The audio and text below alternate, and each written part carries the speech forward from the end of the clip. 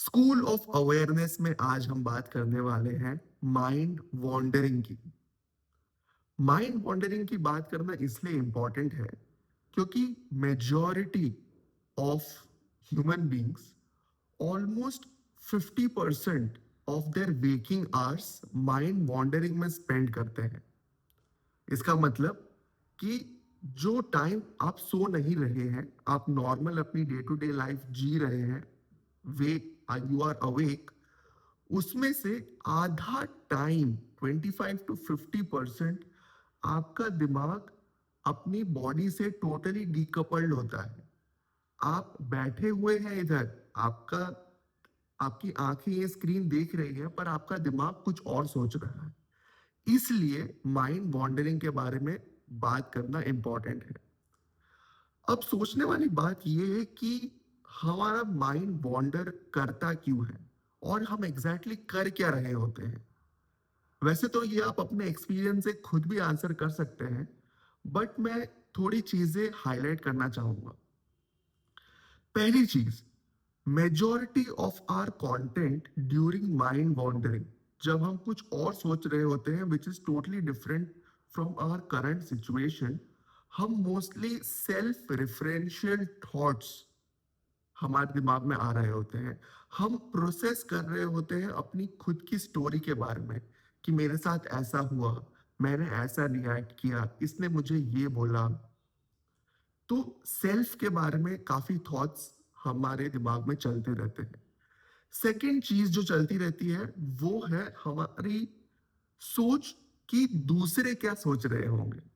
अब ये बहुत ही एक ब्यूटीफुल एबिलिटी है ह्यूमन माइंड की कि हम सिमुलेट कर सकते हैं कि दूसरे हमारे बारे में क्या सोच रहे हैं, और वो हमारे लिए सोचना इंपॉर्टेंट है बिकॉज सोशल सर्वाइवल हमारे लिए इंपॉर्टेंट है। थर्ड, हमारे दिमाग में सिमुलेशंस चल रहे होते हैं कि एक फ्यूचर इवेंट जो हमारे लाइफ में होने वाला है, जो अभी तक हुआ नहीं है, हमारा दिमाग बिना हमारी बॉडी को छोड़े ये सोच पाता है कि वो फ्यूचर इवेंट कैसे होगा और मैं उसमें क्या रिएक्ट करूंगा। है कि नहीं? ये एकदम अमेजिंग कैपेबिलिटी। लोग बोलते हैं कि टाइम ट्रैवल इन्वेंट नहीं हुआ है, पर हम as a normal human being, हमें एक गिफ्ट मिली है, हमारे पास ये एबिलिटी है कि हमारा दिमाग बिना बॉडी को छोड़े कोई भी टाइम में ट्रैवल कर सकता है।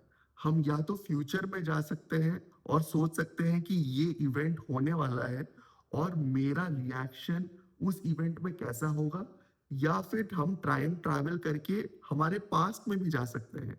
हमारा कोई इंटरव्यू हुआ है 2-3 दिनों में, या एक बहुत ही अच्छी कॉन्वर्जेशन या बुरी कॉन्वर्जेशन हुई है, तो हम उसको रिपीट कर सकते हैं, वो सिचुएशन को वापस से हमारे दिमाग में सिमुलेट कर सकते हैं और ये सोच सकते हैं कि क्या हमने ये सही किया, क्या ये गलत किया, क्या मेरे साथ गलत हुआ।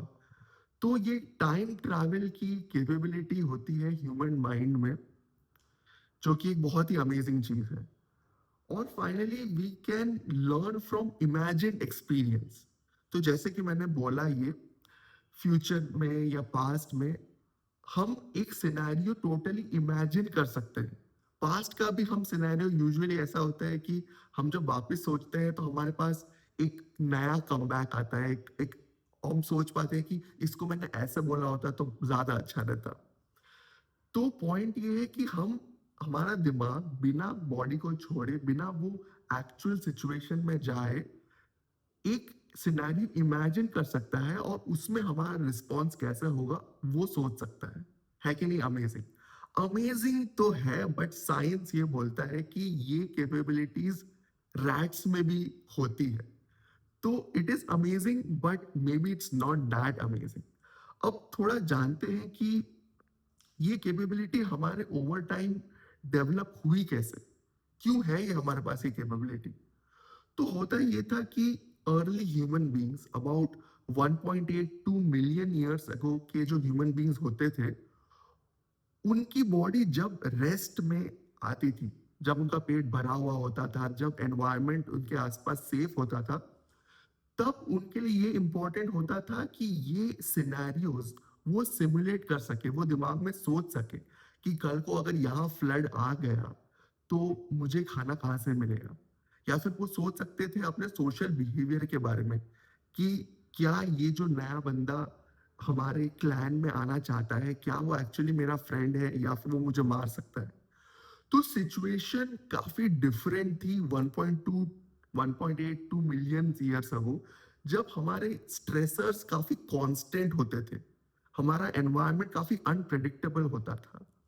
अब compare to that previous scenario to current day scenario, जहाँ पे हमारे एनवायरनमेंट में बहुत ओवर स्टिमुलेशन है, हमारे पास मोबाइल और सोशल मीडिया है, जो जब भी हम चालू करें हमारे पास एक कांस्टेंट स्ट्रीम ऑफ स्टिमुलेशन हमारे दिमाग के लिए वो चलता रहता है, चलता रहता है, और हमारा अटेंशन वहां जाता रहता है। और मोर और लेस हम एक रिपीटेटिव लाइफ जीते हैं, रोज सुबह उठ के हम कोई भी फेज ऑफ लाइफ में हो, हम मोस्टली सेम चीजें करते हैं। अगर आप स्कूल में हैं, कॉलेज में हैं, काम कर रहे हैं, मोस्टली हमारा लाइफ रिपीटेटिव होती है।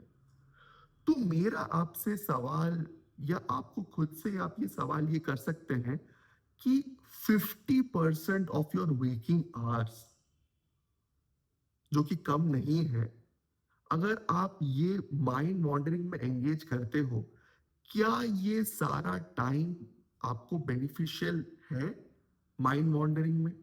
क्योंकि साइंस ये कहता है कि जब हम हमारा माइंड वॉन्डर करता है तो हमारे ब्रेन की प्रोसेसिंग पावर यूटिलाइज होती है। तो होता है ये है कि अगर आप पढ़ाई कर रहे हैं या फिर आप कोई काम कर रहे हैं या फिर कोई टास्क कर रहे हैं, और अगर आपका माइंड वॉन्डर कर रहा है, तो आपके जो टास्क है आपके सामने, उसमें आपका परफॉर्मेंस कम हो जाता है, आपके एरर्स बढ़ जाते हैं।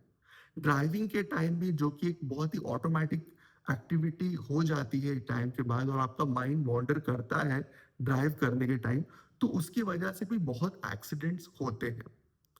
तो सोचने वाली बात यह है कि क्या 50% ऑफ द टाइम अगर हमारा माइंड वॉन्डर करता है, क्या वो जरूरी है?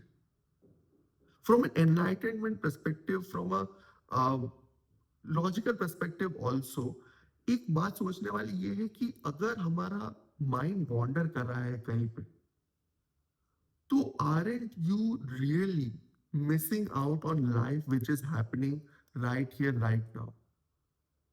Because there's a cost involved to it. There's a cost involved to mind wandering. Maybe as much as the mind wanders, it's not required.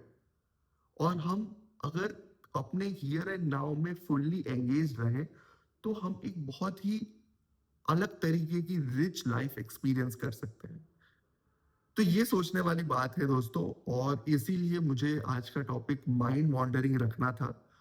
Hope आप खुद को, you catch your self when your mind wanders and bring yourself back to the present moment, because kahin na kahin we can live with less amount of mind wandering, and to strike a balance between proper constructive mind wandering and not constructive mind wandering, it's important to strike a balance, और यहाँ पे वॉचफुलनेस और awareness काम आ सकती है। Hopefully, you will realize this and this video helps you. That art Dao.